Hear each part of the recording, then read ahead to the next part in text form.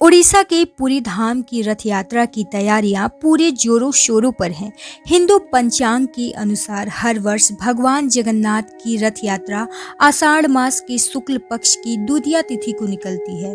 इस तिथि को भगवान जगन्नाथ अपने भाई बलभद्र और बहन सुभद्रा के साथ रथ पर सवार होकर श्री मंदिर से गुड़ीचा मंदिर तक यात्रा करते हैं। इस दौरान लाखों श्रद्धालु रथ खींचने और भगवान के दर्शन करने के लिए उमड़ पड़ते हैं। लेकिन इस रथ यात्रा से ठीक 15 दिन पहले ज्येष्ठ पूर्णिमा पर भगवान बीमार पड़ जाते हैं। आइए इसके पीछे क्या कारण है आपको बताते हैं। दरअसल हर साल ज्येष्ठ पूर्णिमा को भगवान की स्नान यात्रा होती है, जिसे स्नान उत्सव स्नान पूर्णिमा भी कहते हैं। इस दौरान भगवान बलभद्र जगन्नाथ जी और सुभद्रा जी मंदिर परिसर से बाहर आते हैं और सारे भक्तों को दर्शन देते हैं। उसके बाद उनको स्नान कराया जाता है। इस स्नान की खास बात यह है कि ये स्नान 108 स्वर्णिम घड़ों से कराया जाता है। उन घड़ों में जो जल भरा होता है वो सारे तीर्थों का मिश्रित जल होता है और उसमें अलग अलग तरीके के द्रव्य मिले होते हैं। फिर जैसे ही स्नान पूरा होता है, भगवान को एकदम राजा की तरह सजाया जाता है।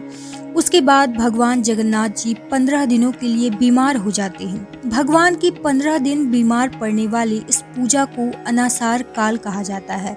पंचांग के अनुसार यह अनासार काल ज्येष्ठ पूर्णिमा से शुरू होकर इसका समापन आषाढ़ अमावस्या पर होता है। लेकिन इतने शुभ स्नान के बाद भगवान जगन्नाथ क्यों बीमार पड़ जाते हैं? चलिए जानते हैं इसके पीछे का पौराणिक कारण। दरअसल भगवान जगन्नाथ के बीमार होने से एक महत्वपूर्ण कथा जुड़ी हुई है, जो कि बहुत ही दिलचस्प है।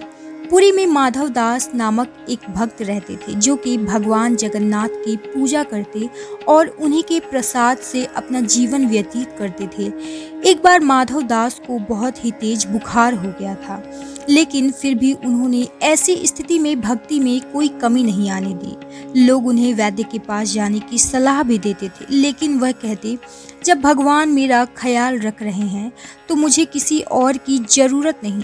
फिर एक दिन वह ज्यादा बीमार होने की वजह से अचानक बेहोश हो गए। तब स्वयं भगवान जगन्नाथ उनके पास आए और उनकी सेवा करने लगे। माधव दास के ठीक होने पर जब उन्होंने भगवान को अपनी सेवा करते देखा तो वह भावुक हो गए और पूछा कि आप मेरी सेवा क्यों कर रहे हैं? तब भगवान ने उत्तर देते हुए कहा, मैं अपने भक्तों का साथ कभी नहीं छोड़ता, लेकिन कर्मों का फल तो भोगना ही पड़ता है। तुम्हारी बीमारी के 15 दिन बाकी हैं, उसे मैं अपने ऊपर ले लेता हूँ। आश्चर्य की बात यह है कि उस दिन ज्येष्ठ पूर्णिमा थी। उस दिन से यह परंपरा आज तक चली आ रही है और हर साल ज्येष्ठ पूर्णिमा को भगवान बीमार पड़ जाते हैं। उसके बाद वह 15 दिन के लिए एकांतवास में चले जाते हैं, जिसे कि अनासर कहते हैं। फिर भगवान जगन्नाथ के ठीक होने के बाद नैनासर उत्सव मनाया जाता है, जिसे ही रथ यात्रा कहते हैं।